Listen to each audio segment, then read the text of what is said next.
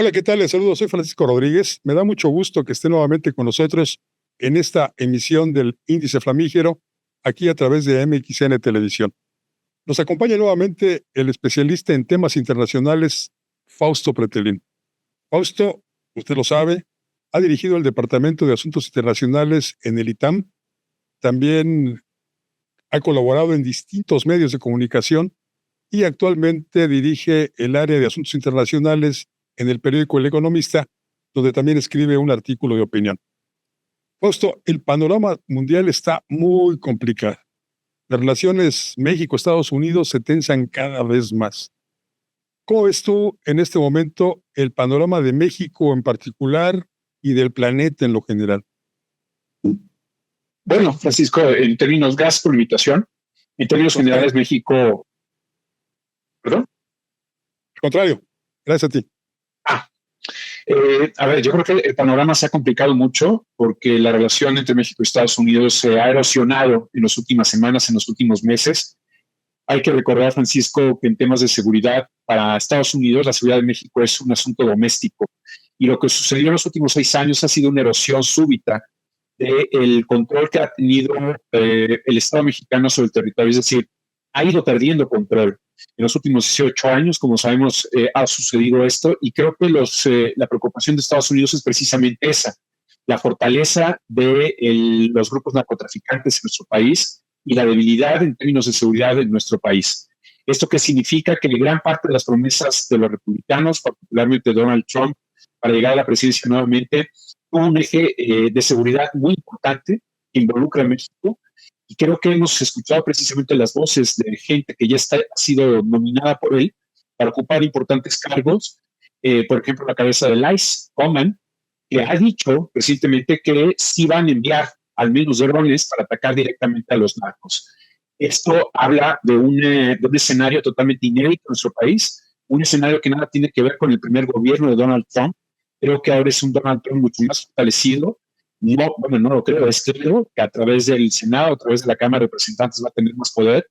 Y si te fijas, ha puesto en puestos claves a gente leal hacia su persona, es decir, no necesariamente profesional. Y eso sí debe preocupar mucho a México. Sí, leí hace unos días un artículo tuyo publicado en El Economista, donde mencionabas que el gabinete de Trump, en su mayoría, está compuesto por lo que denominas el síndrome Rosario Piedra. La directora, Sí. la presidenta de la Comisión de Derechos Humanos, recién reelecta, porque el gabinete de allá, tanto como el de acá, pues tienen el clásico 90% de lealtad y 10% de capacidad.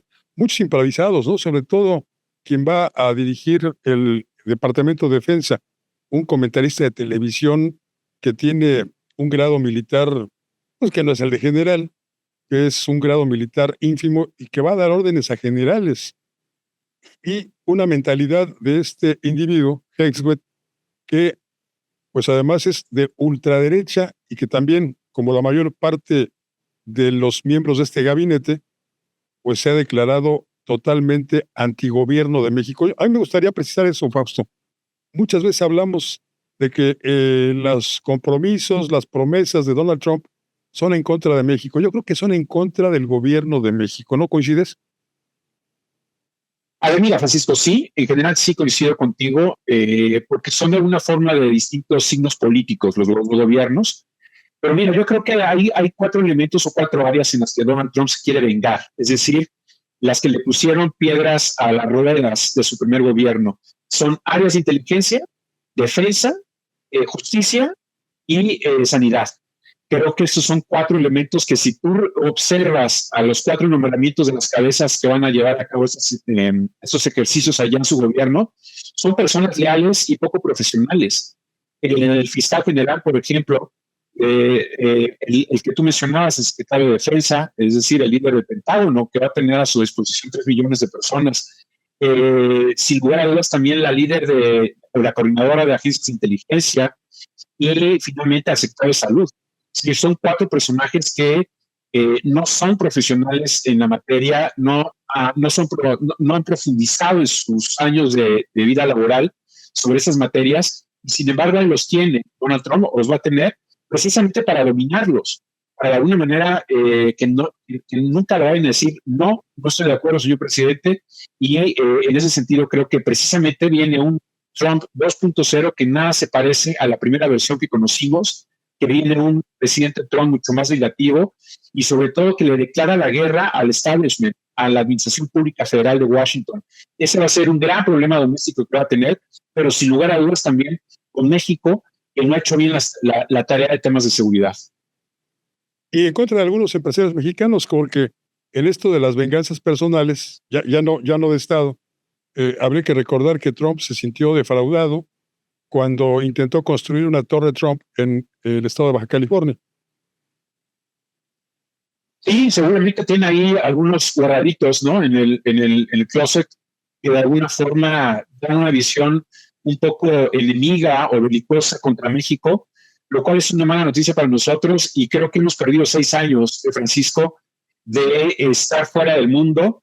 Es como decirle a Barcelona y a Real Madrid que no jueguen los partidos de visitante dentro de la Champions, es decir, hemos perdido el 50% de los puntos potenciales que deberíamos haber ganado y creo que nos agarra precisamente en este momento, en fuera de lugar, en un momento difícil para México, en donde se ha descanchado, es decir, ha perdido rostro internacional y es urgente que México gane rostro internacional precisamente para preparar este plan B. No podemos contar con 100% de seguridad de que vamos a seguir con el TEMEC. Es algo grave lo que estoy diciendo, porque es nuestro seguro de vida, pero así está la situación, así están las amenazas con el nuevo presidente de Estados Unidos. ¿Está tomando en serio el gobierno de Claudia Sheinbaum estas amenazas, no puede llamarlo de otra forma, de Donald Trump y de buena parte de su gabinete? Mira, yo te respondería con hechos en la mano, es decir, uno de los subsecretarios de Economía, Vidal Llerenas, escribió el viernes pasado un artículo en El Economista en donde daba o decía que a Donald Trump no le conviene amenazar a México, no le conviene darse un disparo en el pie, no le conviene lesionar el TEMEC, precisamente porque la economía o un componente importante de la economía de Estados Unidos está con México, su principal socio comercial. Yo decía en ese texto, en un artículo, que de alguna manera esperar un componente racional en Donald Trump es precisamente no actuar con realismo. Si algo tiene Donald Trump es algo que no obedece al comportamiento tradicional de los presidentes en Estados Unidos, y eso creo que el gobierno federal, si lo está diciendo su subsecretario de Economía, significa que no lo están tomando en serio. No están tomando en serio a Donald Trump y eso sí preocupa. Si tú recordarás el video de Gray cuando prácticamente estaba en el ojo del huracán, cuando invitó a Donald Trump y después Donald Trump la misma noche criticó a México ya en Estados Unidos, lo primero que hizo fue tomar las maletas y salir al mundo, salir a Rusia inclusive para buscar diversificar el sector de los granos, ¿no? Importar posiblemente granos de Rusia. Lo recuerdo perfectamente muy bien. En una situación en donde él decía, bueno, esto se puede llegar a salir de control. Entonces, no es ya Donald Trump de aquel momento, es otro personaje, otro presidente más vengativo, más con el ámbito de lesionar a México, y eso hay que tomarlo en serio.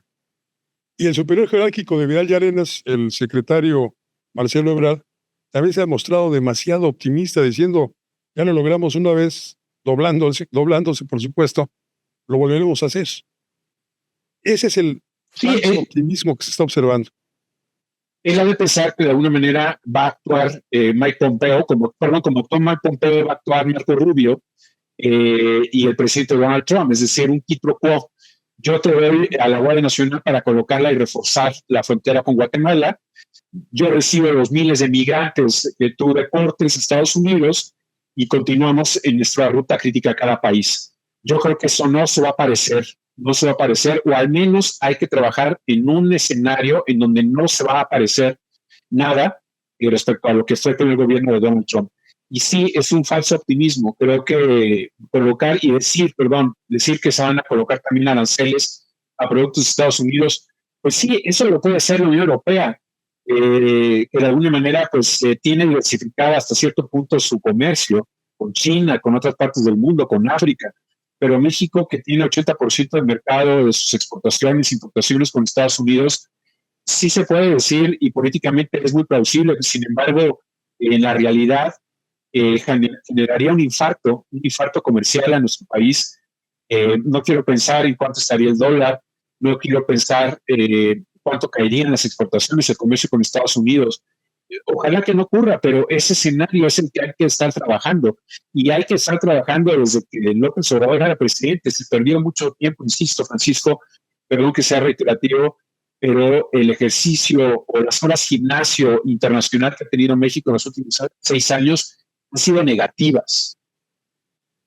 Todo indica que este reingreso de México a la cancha internacional está siendo propiciado ya por la presidenta Claudia Sheinbaum.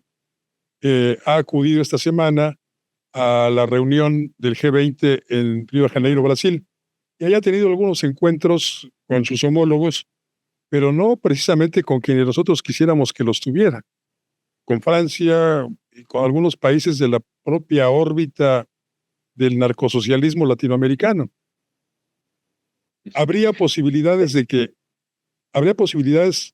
este nuevo cariz que le está dando a la política internacional se amplíe. Pero yo creo que es una buena noticia que haya ido a Brasil, al G20, rompe con la mala racha que le dejó el presidente López Obrador. Segundo, tengo entendido que se va a reunir con el primer ministro japonés, el presidente de Corea del Sur, el premier canadiense, quizás con Macron, no con Biden. Creo que ese es un mal guiño que le da a Estados Unidos. Creo que el presidente Biden, pues sí, algo fue respetuoso con México. Sin embargo, López Obrador no fue respetuoso con Biden al no asistir a la Cumbre de las Américas en Los Ángeles.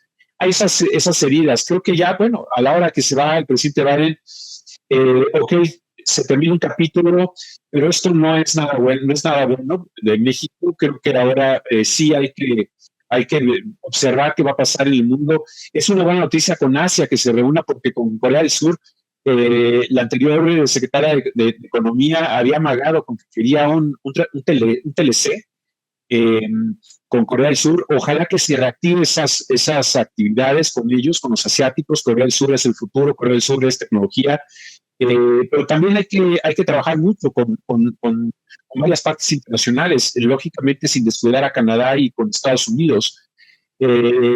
Entiendo que se retira en el segundo día de las prácticas de G20, no entiendo la razón. Ojalá que reconsidere y que sea la primera reunión internacional con agentes multilaterales, que no sea la única ocasión, que se repita, que se vuelva a repetir, y ojalá que sea un nuevo ciclo de México, Francisco, en el ámbito internacional. Esperemos que así sea. Fausto, si me permites, hacemos una muy pequeña pausa y enseguida volvemos. De acuerdo. Lo esperamos.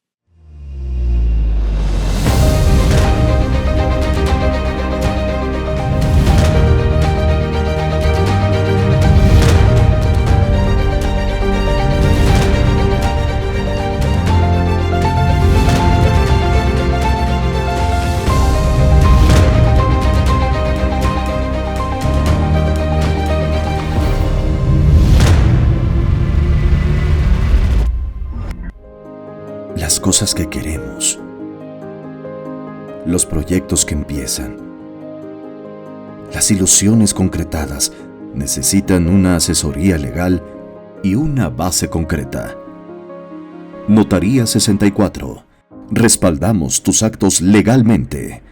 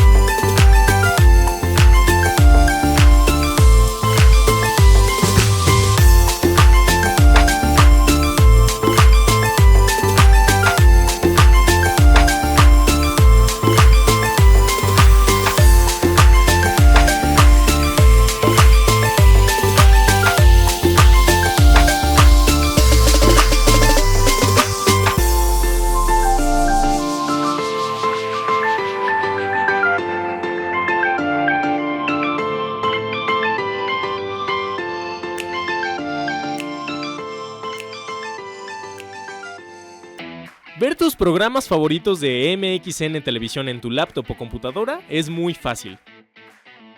En tu navegador de internet abre YouTube, en el icono de buscar escribe MXN Televisión. Da clic en el círculo blanco en nuestro logo. No olvides darle seguir. Te abrirá nuestro canal principal donde podrás encontrar todos los programas y cápsulas que hemos subido, desde tu programa de Estado de los Estados, Fuego Cruzado, Atrévete a leer, Reporte 10 y varias listas de reproducciones con los temas que más te gustan. Ahora, a disfrutar de tus programas favoritos.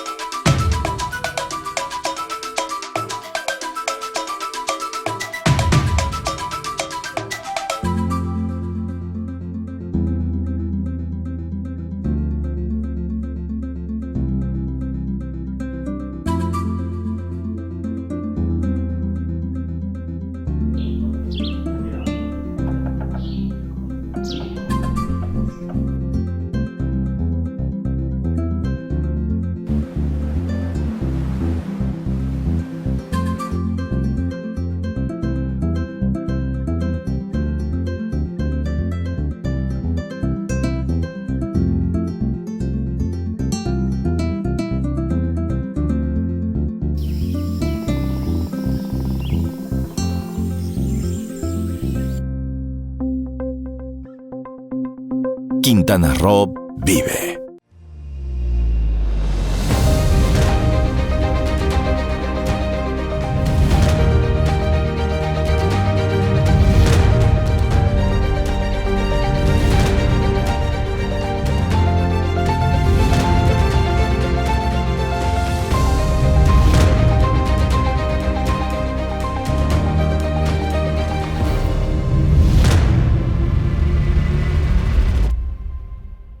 Muchas gracias por continuar en este índice flamígero de MXN Televisión. Platicamos con el especialista en temas internacionales, Fausto Pretelín. Fausto, permíteme preguntarte, en el panorama del contexto más amplio de la política global, ¿estamos en riesgo de que se desate una tercera guerra mundial, como se ha advertido en algunos medios y por parte de algunos líderes políticos? Estamos dando un paso adelante hacia ese estadio. Creo que la participación de los norcoreanos en las tropas rusas en Ucrania es un signo de que la situación se está descomponiendo. El presidente Biden ha decidido darle luz verde al presidente de Ucrania, Zelensky, para que utilice misiles de mediano y largo alcance, es decir, que Ucrania ataque a Rusia en territorio ruso con misiles, y eso le da un escenario o una escalada importante. Esto ocurre a pocas semanas de que llegue Donald Trump a la Casa Blanca. Ocurre bajo un optimismo que tiene Donald Trump de que va a acabar con las guerras, tanto la guerra en Ucrania como la guerra en Medio Oriente. Yo no sé si tenga las fórmulas mágicas. Entiendo que es mucho más pragmático, pero la situación se está descomponiendo. Rusia tiene como aliados a Siria, a Bielorrusia, a Irak, a Irán inclusive. Y eso habla precisamente de que se está recomponiendo el orden internacional, en donde Estados Unidos está empequeñeciendo de tamaño, China está creciendo, Rusia no quiere de alguna manera ser atemperado por parte de Estados Unidos. Entonces, respondiendo a tu pregunta, sí hay elementos a nivel internacional que nos dice que se está descomponiendo la situación, el ambiente, y eso es una mala señal para el mundo, porque sí se acerca un escenario donde podría ser una guerra mundial muy distintas a las ocurridas en el siglo pasado, claro, donde la tecnología es lo que está de alguna manera dominando y tiene la capacidad de exterminio humano mucho más eficiente, si se permite esa expresión. Ya estas guerras son nuevamente transnacionales, por llamarles de alguna forma. También en Medio Oriente hay participación de varios países en contra de Israel. Los yemeníes, los iraníes, los iraquíes, parte del Líbano. También se está ahí formando una conflagración en la que participan estos países, que pudiera también tener apoyo, lo tienen ya Israel de Estados Unidos, un apoyo mayor de parte de la Unión Soviética, de Rusia, perdón. Sí, ya, yo creo que quienes descorcharon la champaña fueron los israelíes, el gobierno de Netanyahu con la victoria de Donald Trump. Pero creo que a largo plazo es una mala señal, inclusive para el propio Israel, porque viene un odio que se está acumulando en contra de ellos. Lo vimos en Ámsterdam hace algunas semanas en un estadio de fútbol. Vimos mucha seguridad en París, también un partido entre Francia e Israel. Es decir, no solamente son los israelíes que viven en Israel, son los judíos que están alrededor del mundo los que se convierten en personajes vulnerables, tristemente, porque el odio viene directamente hacia ellos. Es decir, el presidente Biden no manejó muy bien, que digamos, la relación con Israel fue o permitió, ¿no?, lo que Naciones Unidas criticó, Naciones Unidas como un ente multilateral, el único más importante, diría yo. Se quemaron puentes por parte de Israel con Naciones Unidas. Ha habido una serie de asesinatos a niños, a mujeres allá en la Franja de Gaza, que nada tienen que ver con los terroristas de Hamas. Y esto creo que sí es una escalada importante.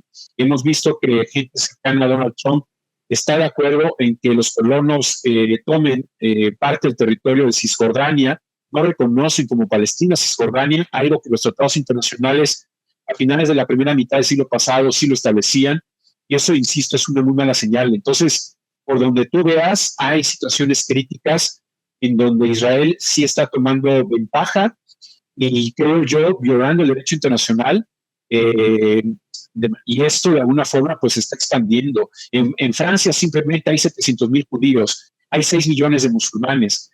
Macron tuvo que hacer un juego de equilibrios para no tener una guerra civil dentro de Francia.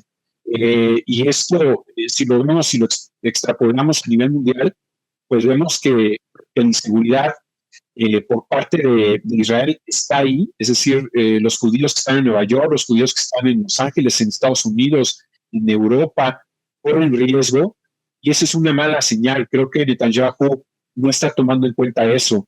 Netanyahu solamente tomó en cuenta la situación geográfica de su país, y está desencadenando una lucha bárbara en donde sí se alió con muchos sunitas, pero los chiitas tienen odio a los sunitas.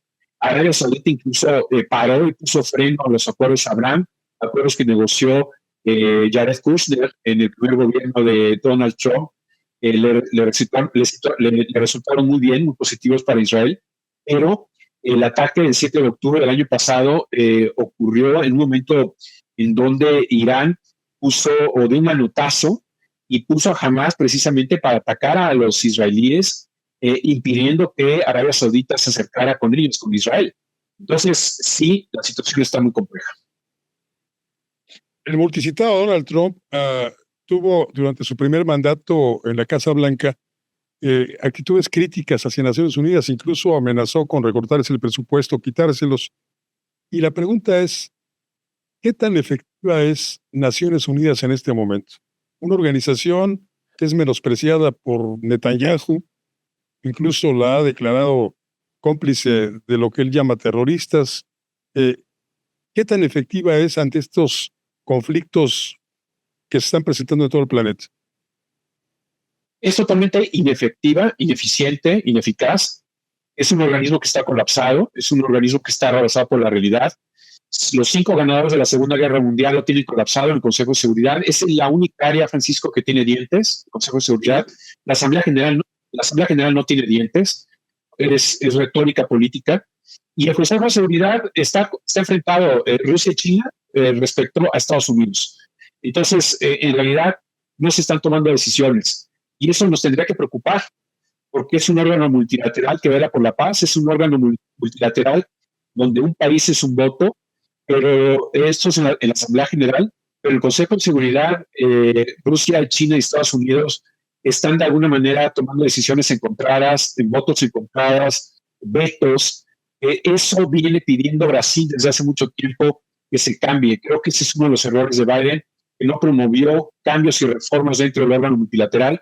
Y si no lo prometió Biden, pues Donald Trump precisamente va a dejar el status quo como está, es decir, unas Naciones Unidas que no van a tener protagonismo en los próximos años. Y esta es una muy buena noticia para países como México, que apuestan mucho por el multilateralismo, países de mediana estatura, inclusive como Brasil, como Argentina, que quisiéramos que tuvieran más fuerza estos organismos multilaterales, pero vienen momentos en donde Donald Trump no quiere que tenga más fuerza precisamente porque le compiten o competirían con Estados Unidos. Pasa lo mismo con otras organizaciones como la Organización Mundial de la Salud, o en el caso mexicano, este desdén, este desprecio hacia la Organización de Estados Americanos y a su Comisión Internacional de Derechos Humanos. Sí, la OEA, por ejemplo, precisamente tuvo que haber tenido más fuerza y creo que México boicoteó a la OEA durante 6 años, lo declararon enemigo. Y bueno, viene Francisco Marco Rubio, creo que ese es uno de los nombramientos que sí hay que tomarle mucha atención. Creo que es muy meritocrático que Marco Rubio haya llegado al Departamento de Estado. Es un personaje que conoce de la política internacional, y yo le llamaría que es el zar antidictaduras. Tiene en la mira a Cuba, a Venezuela y a Nicaragua, de padres cubanos. Él, cuando vivió en Las Vegas hace décadas, le confesó a su padre que tenía un sueño y era derrocar a Fidel Castro y convertirse él, Marco Rubio, en presidente de la Cuba libre. No lo logró, pero sí va a tomar decisiones importantes como cabeza máxima del Departamento de Estado. Ya era hora que el Departamento de Estado de Estados Unidos volteara hacia Latinoamérica y particularmente a esos 3 países que son gobernados por gorilas, por gente que ha violado los derechos humanos, por gente que ha prácticamente intoxicado la ideología de nuestra área continental, Latinoamérica. Y López Obrador fue amigo de ellos, esos 3 enemigos de la democracia, esos 3 enemigos de los derechos humanos. Por eso yo digo que es el efecto o el síndrome de Piedra, Rosario Piedra, porque en realidad ponen estos personajes para que boicoteen a los derechos humanos. Ya no es posible darle oxígeno a personajes como Nicolás Maduro, un personaje que es investigado por haber cometido crímenes de lesa humanidad, y esa investigación corrió a cuentas por la nada derechista Michelle Bachelet, que estuvo a cargo del brazo de derechos humanos de Naciones Unidas allá en Ginebra, y ella tiene los datos precisamente de lo que hizo ese criminal. Creo que es una buena noticia que Marco Rubio esté ahí. Ojalá que tome decisiones que perjudiquen a esos 3 dictadores, que los arrinconen y que provoquen ese cambio hacia la democracia, al menos en Cuba y en Venezuela, que son de alguna manera, en el tema de Venezuela, ganó las elecciones Edmundo González, ganó las elecciones la oposición, tienen las pruebas, pusieron las pruebas, las actas originales en Internet, y sin embargo, Nicolás Maduro sigue en el poder. Bueno, y Rubio también ha sido fue muy crítico de López Obrador.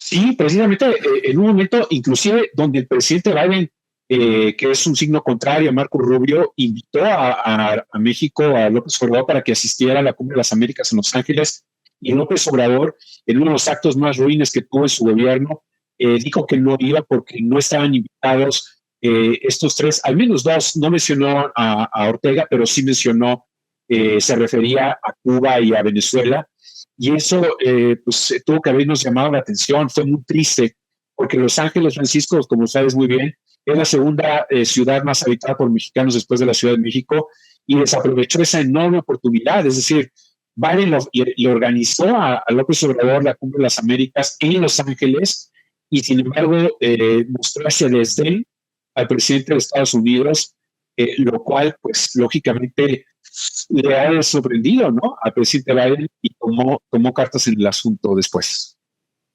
Pues México fuera de la cancha internacional, el árbitro de Naciones Unidas desprestigiado. ¿Qué va a pasar? Si quieres y si gustas, platicaremos de esto más adelante, si nos concedes un poco más de tu tiempo, mi querido Fausto.